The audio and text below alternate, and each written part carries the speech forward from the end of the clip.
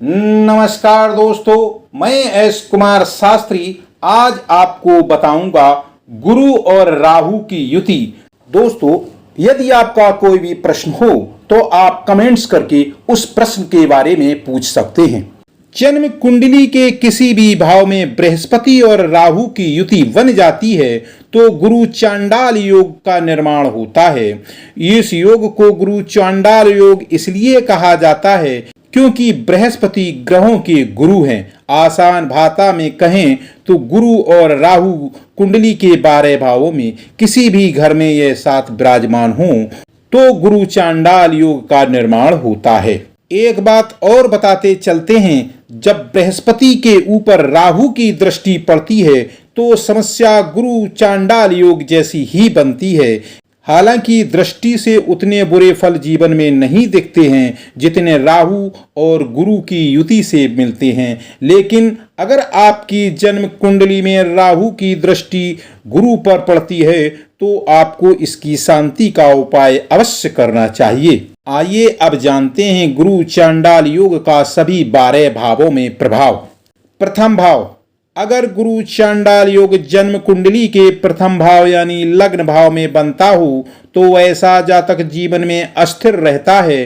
प्रथम भाव में चांडाल योग के कारण जीवन में बहुत उतार चढ़ाव आते हैं। अगर चांडाल योग मजबूत हो जाए तो ऐसा जातक जीवन में धर्म को महत्व ही नहीं देता है और नास्तिक बन जाता है। व्यक्ति अपने आप को ज्ञानी समझने लगता है। अगर ऐसे लोगों के जीवन में धन आगमन की बात करें तो इस विषय में ये भाग्यशाली होते हैं। ऐसा जातक जीवन में बहुत धन अर्जित करता है, परंतु ऐसे व्यक्ति को व्यक्तित्व पर प्रश्न चिन्ह हमेशा ही लगा रहता है।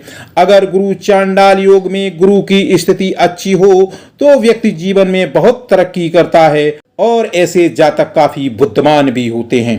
द्वितीय भाव, अगर गुरु चांडाल योग जन्म कुंडली के द्वितीय भाव में बन रहा हो और गुरु कमजोर अवस्था में और राहु बलवान हो तो धन की हानि की संभावना बनी रहती है और ऐसा जातक नशे करने की भी शुरुआत कर देता है। ऐसे जातक का मन अशांत रहता है और परिवार में भी अशांति बनी रहती है। इसके विपरीत अगर गुरु मित्र राशि में हैं और बलवान हैं तो ऐसा जातक जीवन में धन सुख संपत्ति खूब प्राप्त करता है। तृतीय भाव, अगर गुरु चांडाल योग जन्म कुंडली के तृतीय भाव में बन रहा है और राहु गुरु ग्रह से अधिक बलवान है तो ऐसा जातक गलत कार्यों में लगकर अपना जीवन बर्बाद कर सकता है।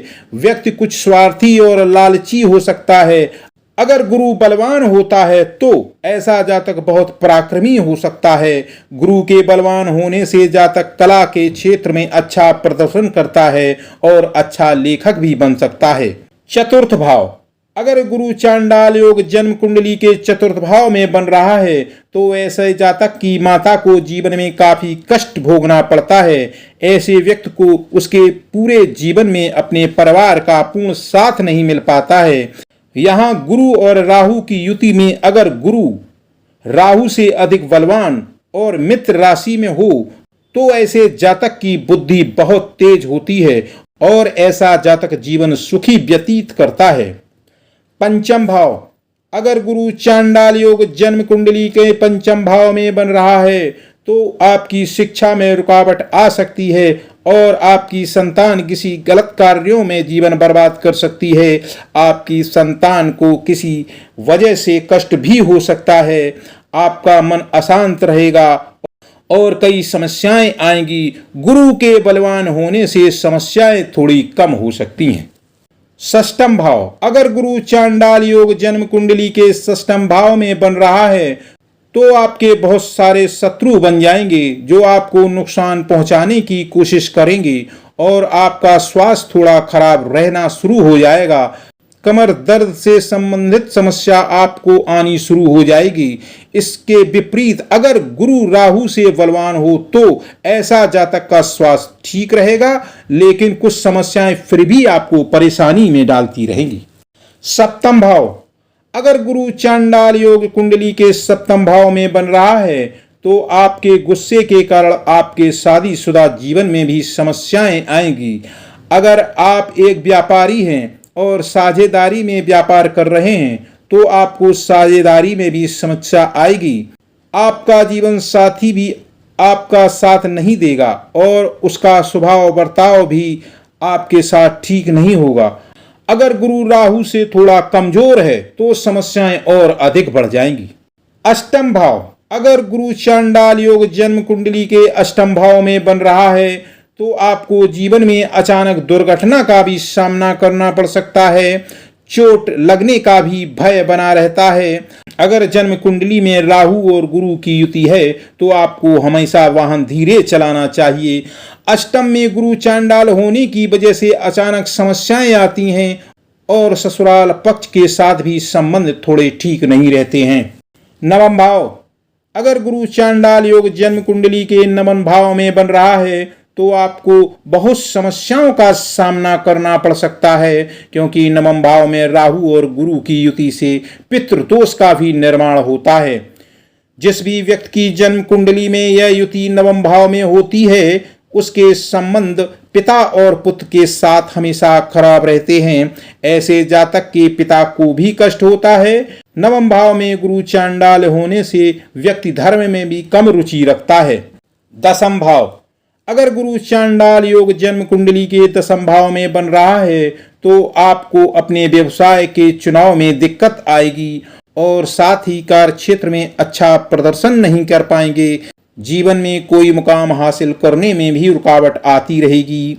जिस जातक की जन्म कुंडली में गुरु राहु की युति बनती है उसमें नैतिक साहस की भी कमी होती है। अगर इस युति में राहु कमजोर और गुरु बलवान है तो आने वाली समस्याएं थोड़ी कम होती हैं।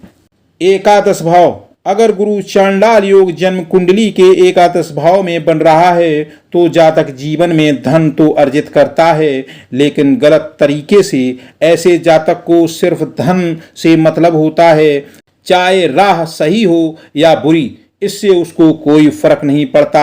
ऐसे जातक अधिकतम गलत संगत में पड़कर अपनी जिंदगी को गलत दिशा में ले जाते हैं। अगर इस युति में राहु कमजोर हो तो प्रभाव थोड़ा कम रहता है।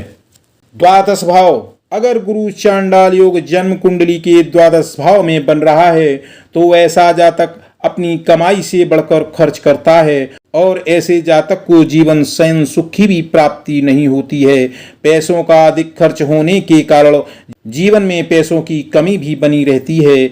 अगर राहु गुरु से अधिक बलवान हो तो इसका प्रभाव बहुत बुरे फल लाएगा, लेकिन अगर गुरु अधिक बलवान है तो समस्याएं हमेशा कम रहेंगी।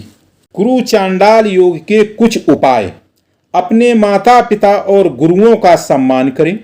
गुरुवार को पीली चीजें दान करें। प्रत्येक सोमवार को शिवलिंग पर दूध चढ़ाएं। अपने माथे पर चंदन लगाने से भी आपको लाभ मिलेगा। किसी बरगद के पेड़ की जड़ में दूध डालने से भी लाभ मिलता है। दोस्तों, यह विवेचन ज्योतिष शास्त्रों और धर्म शास्त्रों पर आधारित है। यदि आपको अपनी कुंडली का सही विवेचन चाहिए तो आपको किसी अपने ज्योतिषी से मिलकर उसकी सही विवेचना करवाना चाहिए। मैं एस कुमार शास्त्री, फिर मिलेंगे अगले वीडियो में। धन्यवाद।